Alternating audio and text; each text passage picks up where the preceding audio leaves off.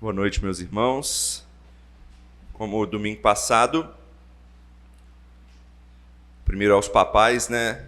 Ali atrás, a gente deixou numas pranchetas uma atividade, né, relacionada ao sermão, para que as crianças possam aprender também a mensagem do sermão. Então, vai estar ali tudo que é necessário ali para que a criança possa participar também.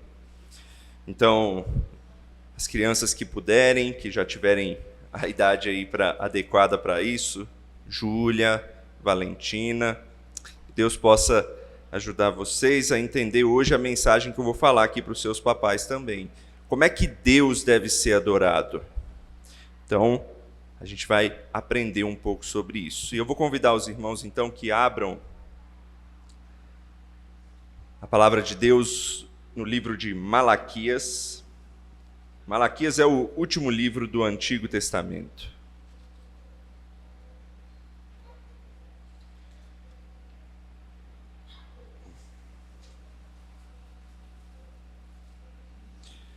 Hoje a gente vai finalizar o capítulo 1. Malaquias, capítulo 1, versos 6 a 14.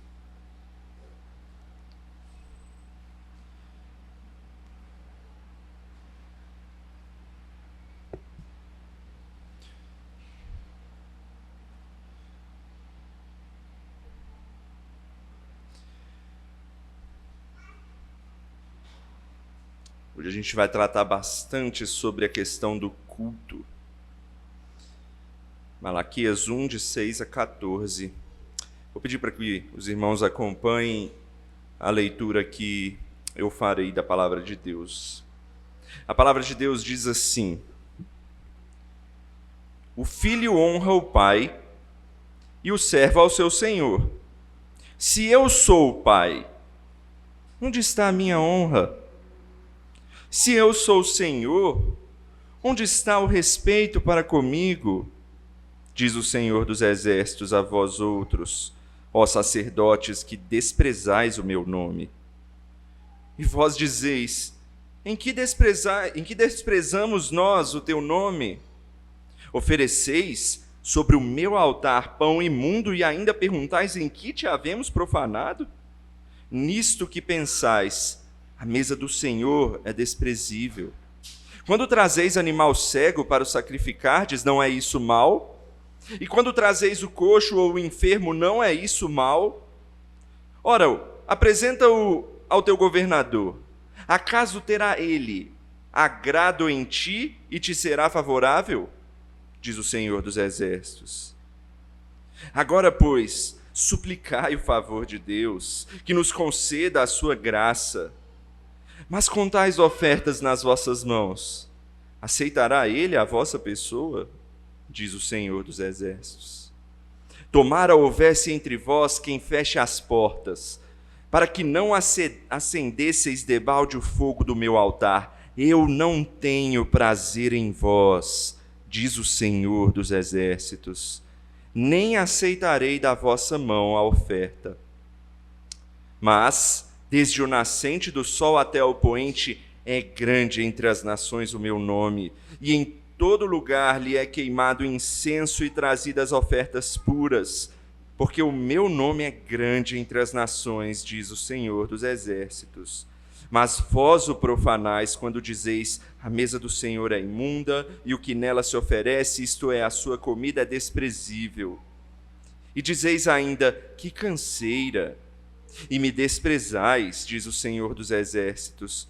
Vós ofereceis o dilacerado e o coxo e o enfermo. Assim fazeis a oferta. Aceitaria eu isso da vossa mão? Diz o Senhor. Pois maldito seja o enganador, que tendo um animal sadio no seu rebanho, promete e oferece ao Senhor um defeituoso. Porque eu sou o grande rei, diz o Senhor dos Exércitos. O meu nome é terrível entre as nações. Vamos orar?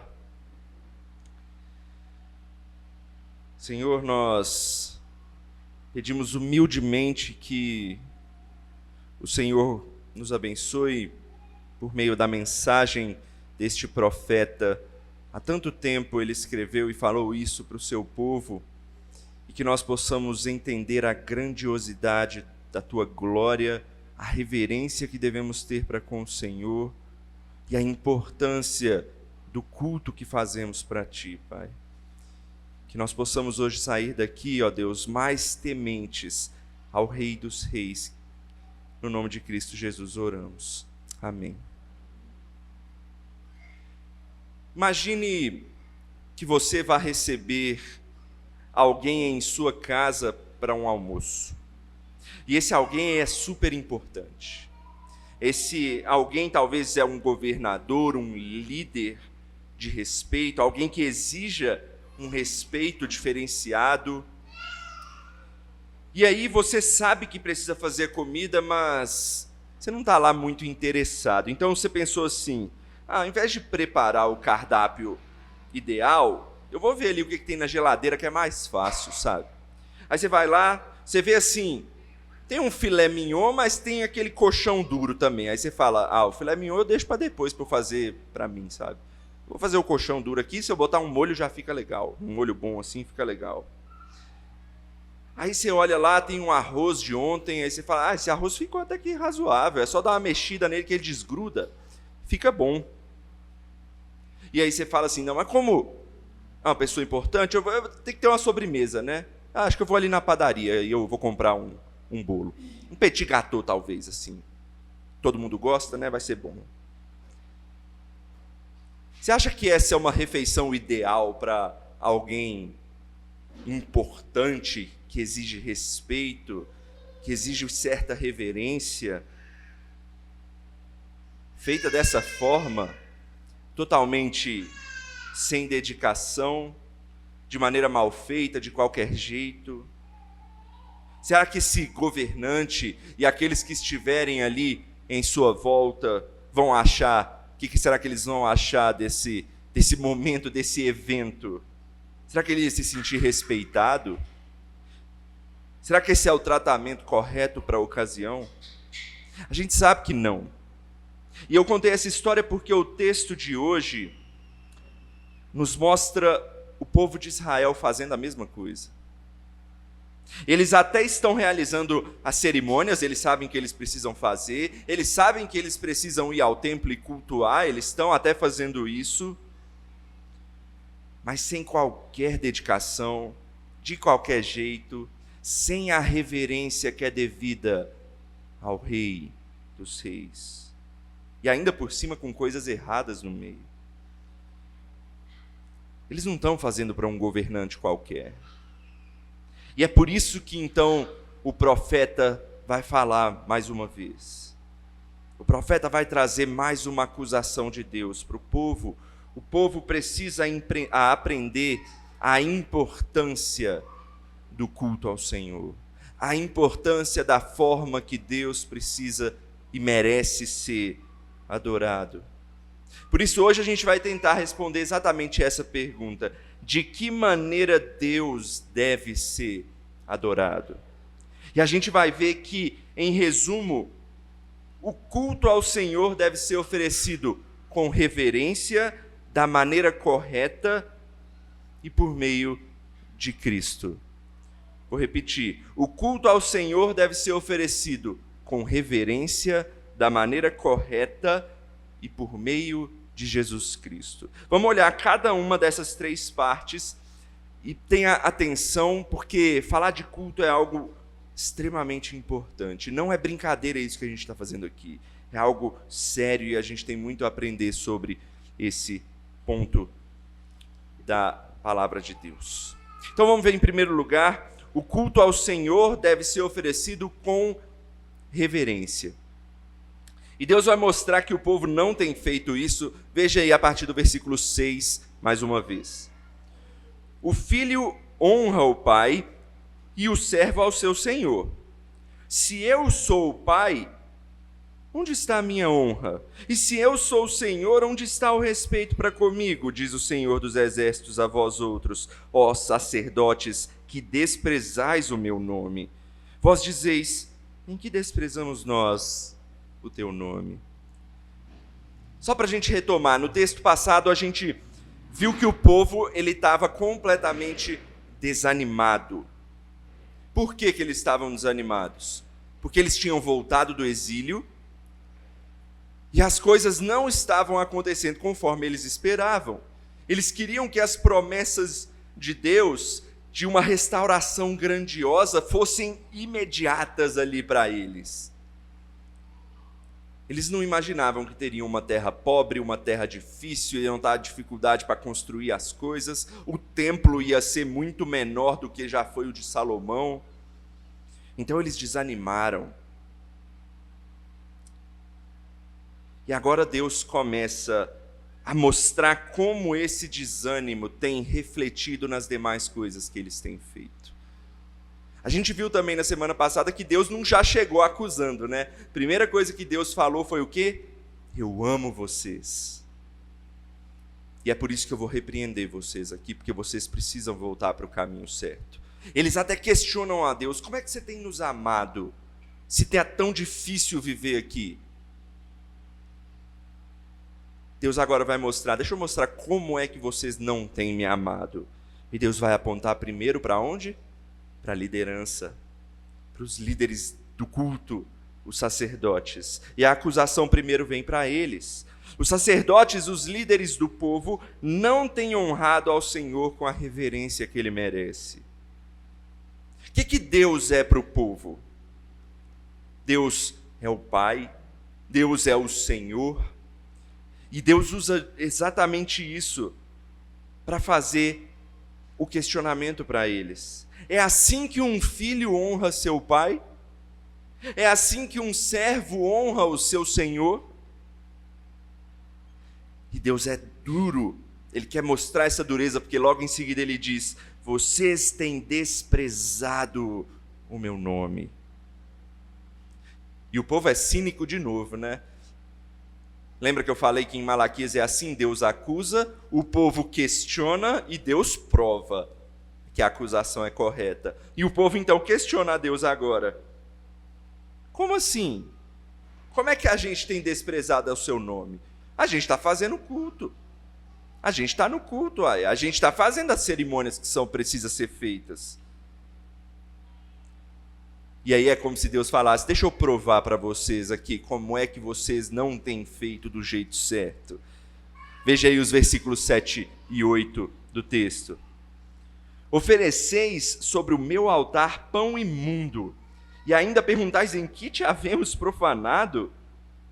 Vocês têm profanado nisto que pensais, a mesa do Senhor é desprezível. Quando trazeis animal cego para o sacrificardes, não é isso mal? E quando trazeis o coxo ou o enfermo, não é isso mal? Ora, apresenta-o ao teu governador. Acaso terá ele agrado em ti e te será favorável? Diz o Senhor dos Exércitos. Veja a acusação de Deus aqui, a prova dela. Eles têm oferecido sobre o altar do Senhor pão imundo.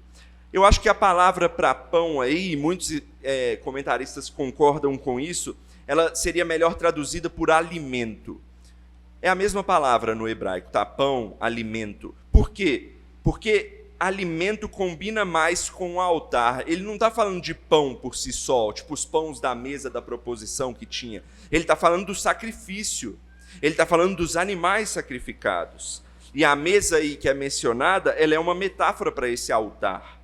E o versículo 8, ele inclusive vai deixar isso mais explícito, né? Ele vai explicar qual a forma que eles têm deixado esse alimento, esses animais, esse sacrifício oferecido no altar imundo.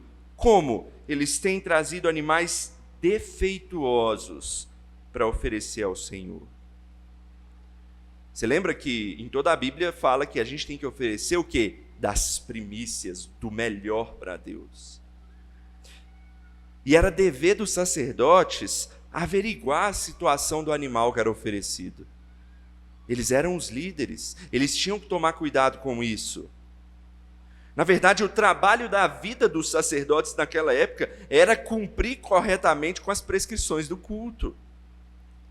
Eu imagino que devia haver uma conversa entre o sacerdote e alguém do povo trazendo o animal para o sacrifício e passando para o sacerdote, né? E a conversa deve ser assim, tá aqui meu animal para o sacrifício. Aí o sacerdote olhava e dizia, e obviamente ele percebia que tinha alguma coisa errada. Ele falava assim, olha, esse animal aí, ele não é do melhor não, tá? Ele tá impuro, tá? Aí a pessoa, como eles estavam desanimados, devia falar assim, mas é o que eu tenho, sabe? Tá difícil a vida, né? É o que dá para oferecer.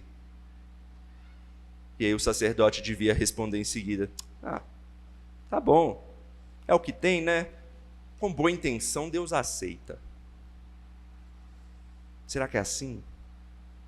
A resposta de Deus é não. Não é assim. Não é assim que funciona. Por isso que Deus faz uma instigação aqui bem útil para eles em seguida. Você viu aí no texto, no final do versículo 8? Mostrem para o governador de vocês e vê o que o governador de vocês acha. Será que vocês teriam coragem de levar isso para o governador de vocês? Será que seria legal dar algo impuro para o governador de vocês? Claro que vocês não fariam isso, né? Seria um desacato à autoridade. Provavelmente traria até problemas para vocês pela falta de respeito. Mas por que para Deus vocês fazem isso? Sabe, meu irmão, às vezes a gente esquece o tamanho da glória, da grandiosidade de Deus. A gente fala que Deus é nosso amigo, né? De fato, Ele é nosso amigo no sentido de que Ele está sempre pronto para nos auxiliar, pronto para nos apoiar, porque Ele nos ama. Ele é nosso amigo, sim, nesse sentido.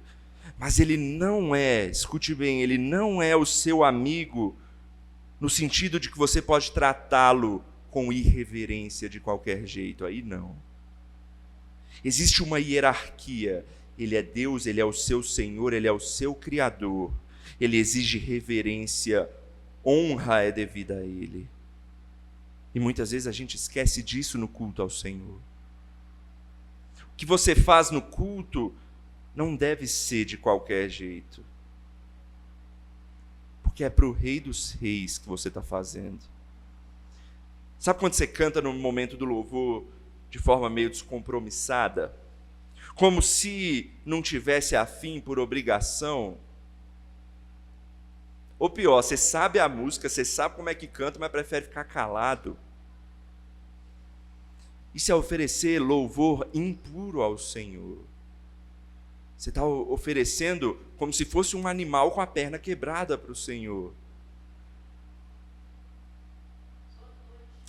Eu pergunto, no seu trabalho, naquilo que te traz sustento, você faz de qualquer jeito?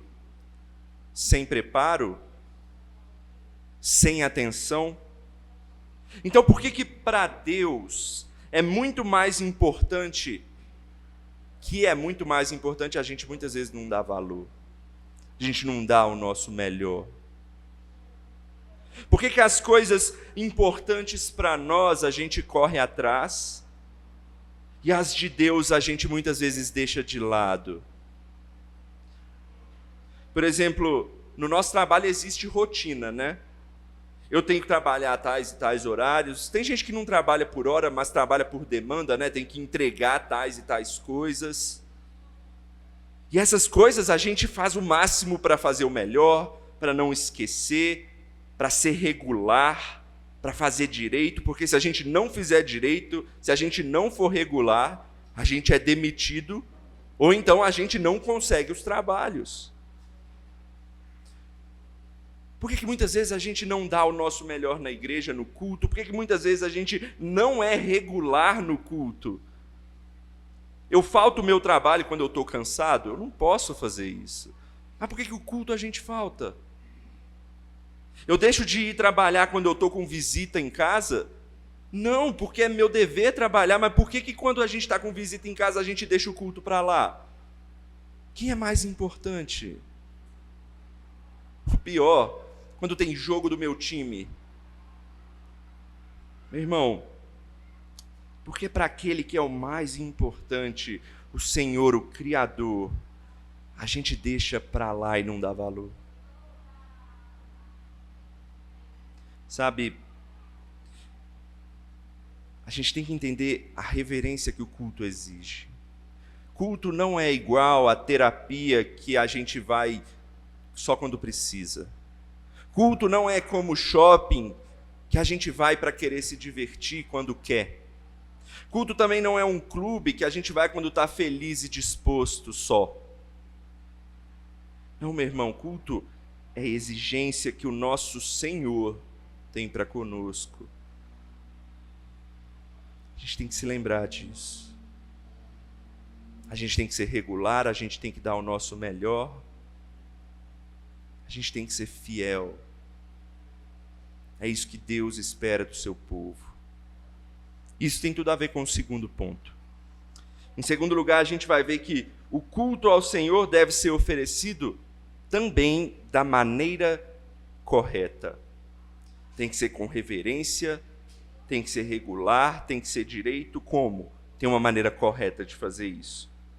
Porque senão, o texto diz que é melhor nem oferecer. Olha lá, veja aí o que diz os versos 9 e 10.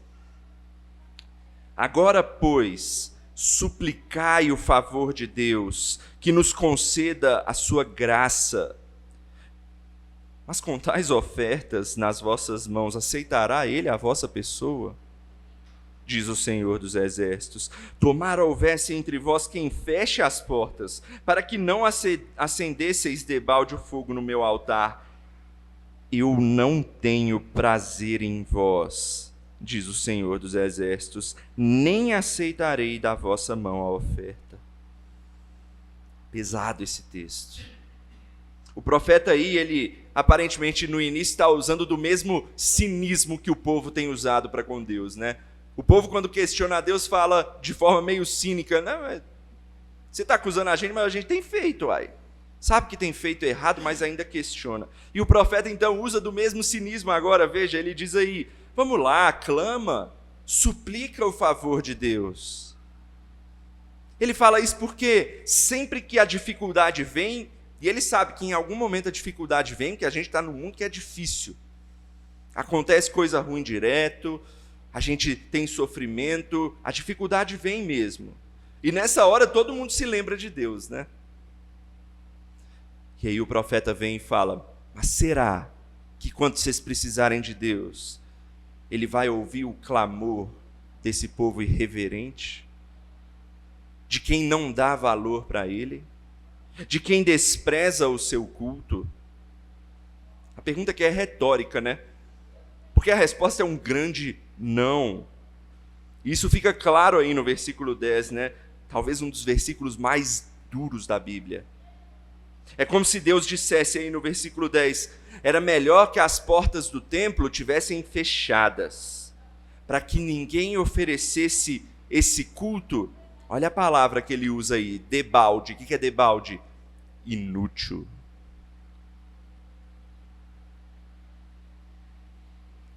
Você acha duro aí? Olha o que Deus fala na frase seguinte.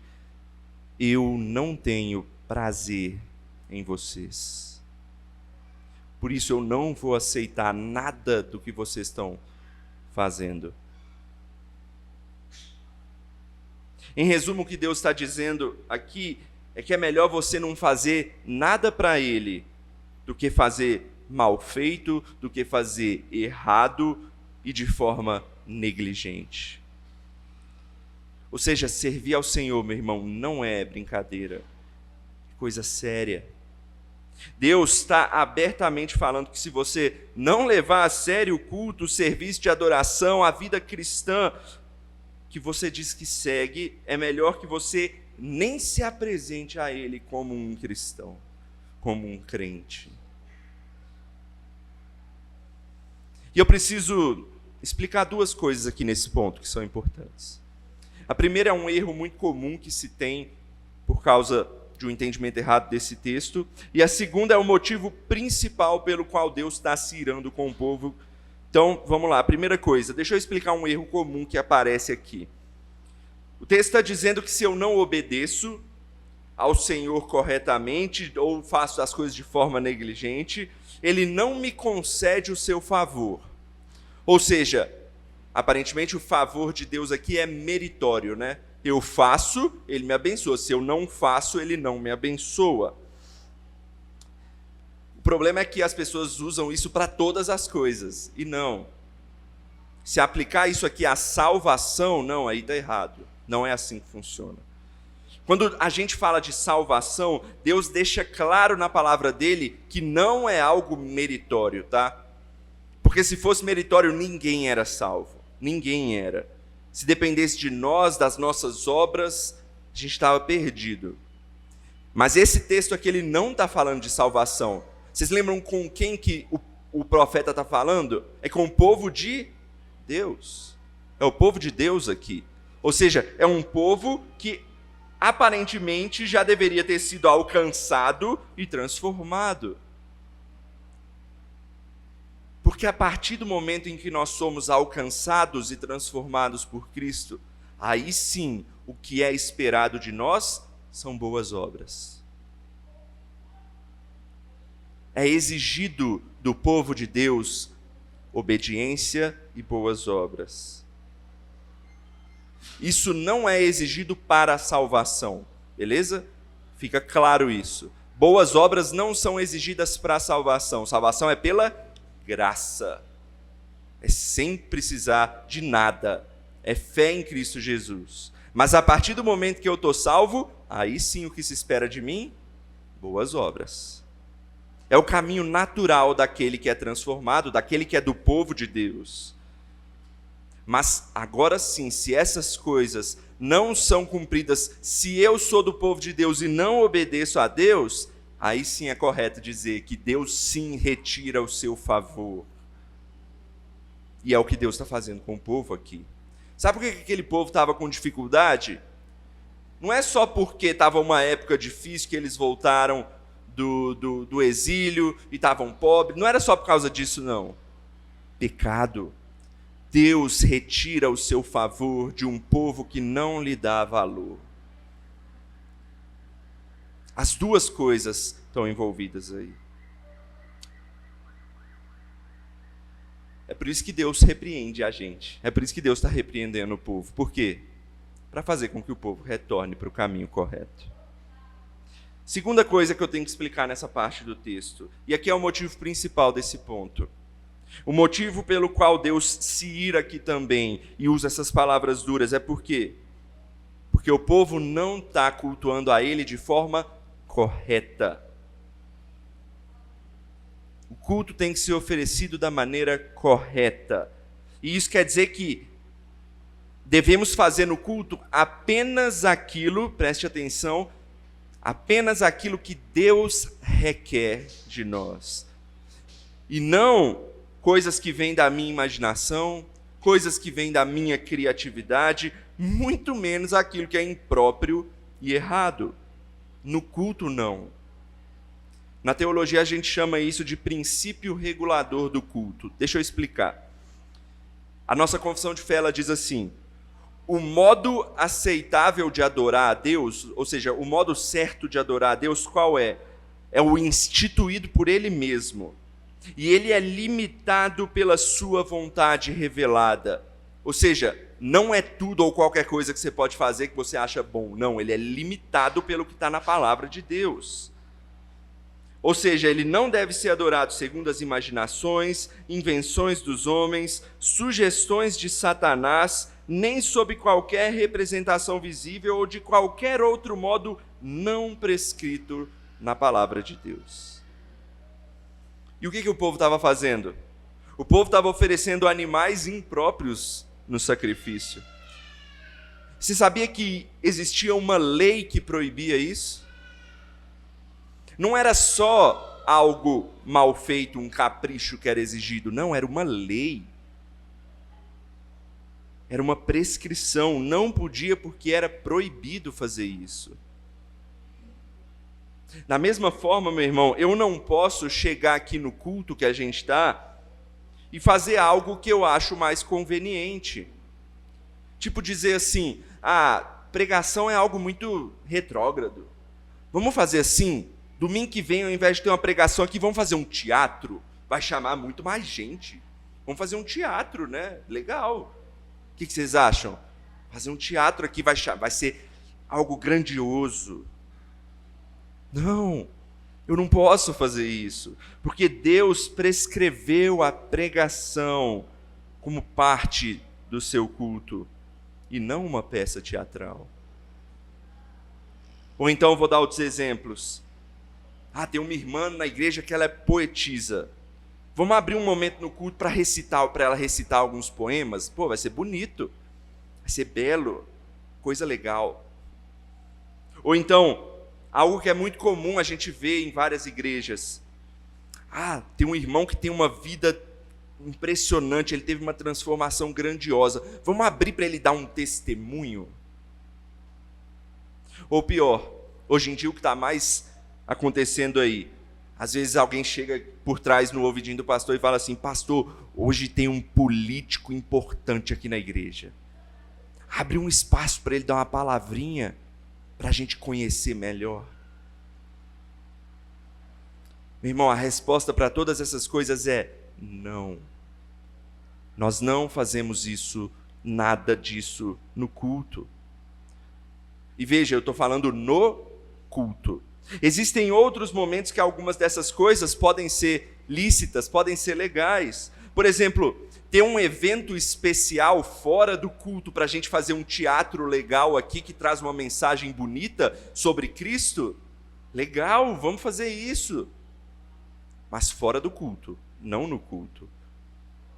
Ou então, durante uma reunião de oração, por exemplo, se algum irmão tem algo a dizer e quer dar um testemunho da sua vida, legal, na reunião de oração é um momento legal para ele fazer isso.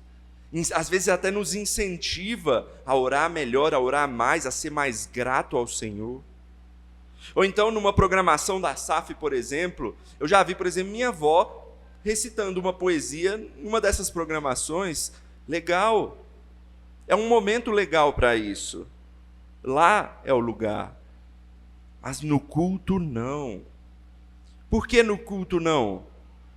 Porque quem regula o culto é Deus.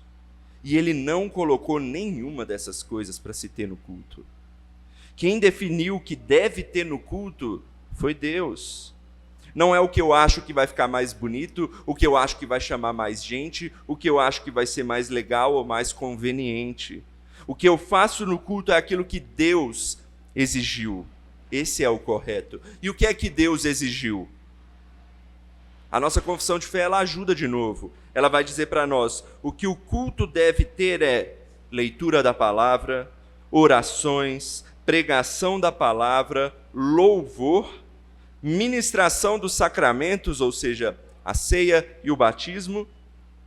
E em alguns momentos ocasionais, a gente vai ter juramentos, votos. Você lembra quando a gente está recebendo novos membros? Ou quando está tendo oficiais sendo recebidos? Eles fazem votos, eles fazem juramentos ali.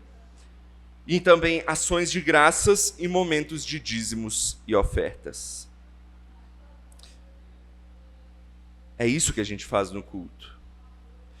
O que pode mudar no culto são algumas circunstâncias que não têm a ver com o caráter religioso dessas coisas. Por exemplo, o volume do microfone, se vai ter microfone ou se não vai ter, se a gente vai ligar o ventilador ou se não vai, se a gente vai usar instrumento para acompanhar ou se vai ser a capela, se o culto vai ser às 18 ou às 19 horas. Ok, a Bíblia não diz nada dessas coisas. A gente tem que prestar atenção nelas, por quê? Porque elas são importantes para que a igreja adore melhor. Então a gente tem que definir essas coisas de maneira prudente. Eu não posso colocar um culto às 4 horas da manhã que ninguém vai participar. Então tenha em mente, o culto não é para mim. Não é para mim. O culto é para Deus. Nós somos beneficiados no culto, mas ele é direcionado a Deus. Então a gente tem que fazer aquilo que o Senhor nos exige que seja feito. E Ele sabe o que é melhor que seja feito, não eu. E para concluir, terceira e última coisa que a gente tem que ver: o culto ao Senhor deve ser oferecido por meio de Jesus Cristo. Aí você pode me perguntar, como assim? A gente não leu nem o nome de Jesus aí no texto? Até porque estamos no Antigo Testamento, né? Nem aparece o nome de Jesus. Como é que você vai chegar nesse ponto? Jesus, ele é o centro de toda a palavra de Deus, inclusive no Antigo Testamento. E mesmo em meio a essas palavras duras que Deus está usando aqui nesse texto, Ele vai nos mostrar essa esperança. Olha aí o versículo 11 do texto. Mas desde o nascente do sol até ao poente é grande entre as nações o meu nome, e em todo lugar lhe é queimado incenso e trazidas ofertas puras, porque o meu nome é grande entre as nações, diz o Senhor dos exércitos. Esse versículo talvez ele cause certa estranheza quando você o lê. Porque Deus, ele tem um povo no Antigo Testamento, né? O povo de Israel. Deus prescreveu o culto, foi para esse povo. E aí você pode se perguntar, como é que Deus então está falando que as demais nações trazem ofertas puras para Ele? Será que Deus então aceita culto de povos que nem são seus, de povos que adoram até outros deuses, mesmo que eles estiverem fazendo de maneira correta? Não, não é isso que o texto está dizendo, tá? Deixa eu explicar esse versículo aqui, e é algo importante. Em que língua foi escrita o Antigo Testamento? No hebraico. No hebraico. E você sabia que na língua hebraica não é que nem no português, que tem a transformação do verbo para ter o tempo pretérito, presente e futuro? No hebraico não tem isso, sabia? No hebraico não tem. Eu não consigo falar, por exemplo, eu estou no púlpito, ou eu posso mudar, eu estava no púlpito domingo passado, ou então eu estarei no púlpito. Só pelo verbo no português eu sei que é passado, presente e futuro, né? No hebraico não tem isso. No hebraico você sabe disso pela estrutura da frase ou pelo contexto. E o que parece melhor para esse texto aqui é que esse versículo deveria estar no futuro. Ficaria melhor para entender. Veja aí, eu vou transformar o versículo 11 para o futuro. Mas desde o nascente do sol até o poente, será grande entre as nações o meu nome, e em todo lugar lhe será queimado incenso, e serão trazidas ofertas puras, porque o meu nome será grande entre as nações, diz o Senhor dos Exércitos. O que ele está apontando então? O que ele está falando então? Que em algum momento todas as nações seriam alcançadas. E sabe, meu irmão, esse momento já chegou. Vocês lembram do texto que a gente leu durante o culto lá em João? Como é que era a adoração que Jesus estava falando com a mulher? Esse tempo já chegou, o versículo lá em João diz, em que os verdadeiros adoradores, independente de quem fosse, se fossem judeus ou se fosse igual a mulher que Jesus estava falando no texto, uma mulher samaritana, uma mulher estrangeira, em que os verdadeiros adoradores o adorarão em espírito e em verdade. O texto está falando de Jesus agora. É só por meio de Jesus Cristo que a gente pode adorar corretamente. Essa é a esperança que a gente tem. Ele é o caminho, ele é a ponte, o mediador entre Deus e os homens. Foi por meio de Cristo Jesus que nós fomos alcançados. E é por meio dele que nós podemos chegar a Deus de forma correta.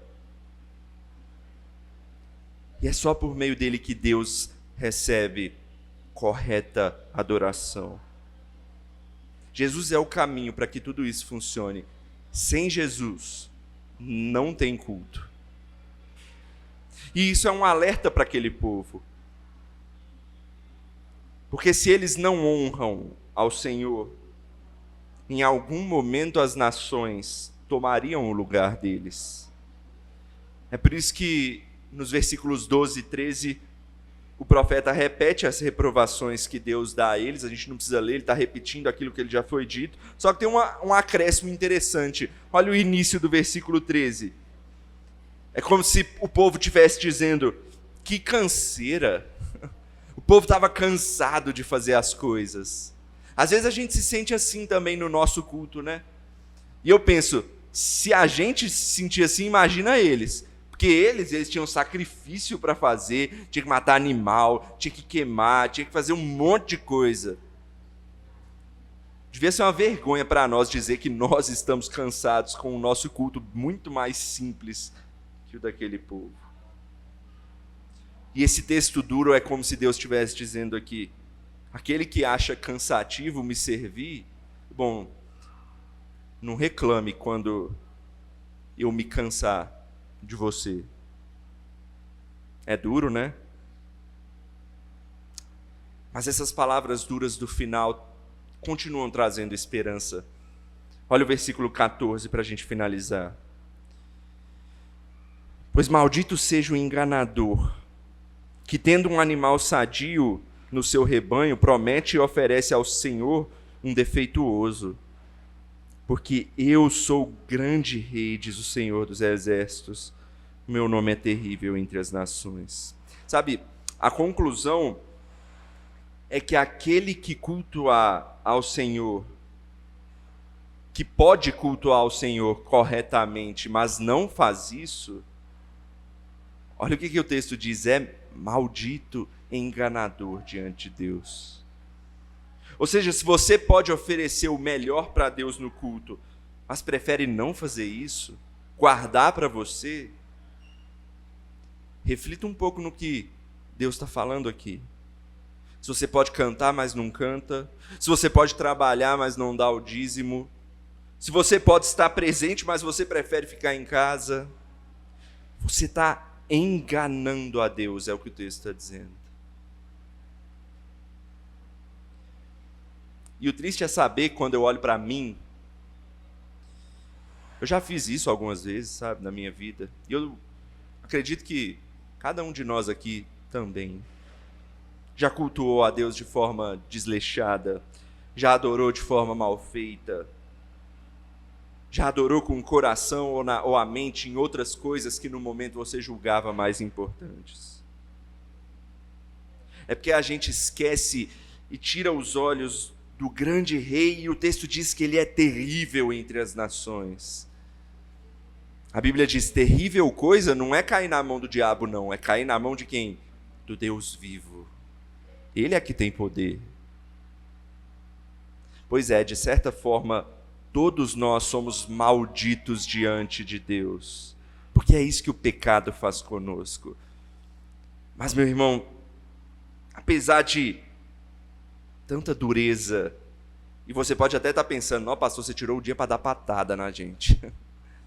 Sou eu não, é a palavra de Deus. Mas eu deixei o melhor para o final. A boa notícia é que apesar da gente ser maldito, por causa do pecado, lá em Gálatas 3, versículo 13, a palavra de Deus diz que alguém se fez maldito no nosso lugar. Se colocando no nosso lugar, pagando o preço da consequência do pecado no nosso lugar, nos justificando e nos dando a possibilidade de reconciliação com Deus. E de fazer com que um culto que muitas vezes é desleixado, que muitas vezes a gente não consegue fazer direito, ele ainda que impuro seja recebido nos braços de Deus. Olha que bela mensagem. Alguém é o caminho, mesmo que nós não conseguimos por nossas próprias forças, Jesus é o caminho que consegue levar a nós até Deus. Mas só uma observação importante, saber disso jamais deve ser um incentivo para que a gente continue negligente. Tá bom? Se Cristo morreu por você, Ele abriu o caminho para você oferecer o melhor para Deus, por que você tomaria outro caminho? Não. Quando você engana a Deus e não oferece o melhor a Ele no culto, você está enganando a si mesmo também. Então lembre-se disso, meu irmão. Culto é uma obrigação, é um dever honrar ao Senhor, pois é isso que nós, filhos, devemos ao nosso Pai. Nós, servos, devemos ao nosso Senhor. Mas além disso, o culto, meu irmão, é privilégio. A gente é abençoado por estar aqui. É poder aprender mais sobre o nosso Senhor. É poder ser lembrado das suas bênçãos e ser abençoado aqui também. É estar em comunhão com nossos irmãos, é ter amigos aqui, irmãos com quem você pode contar.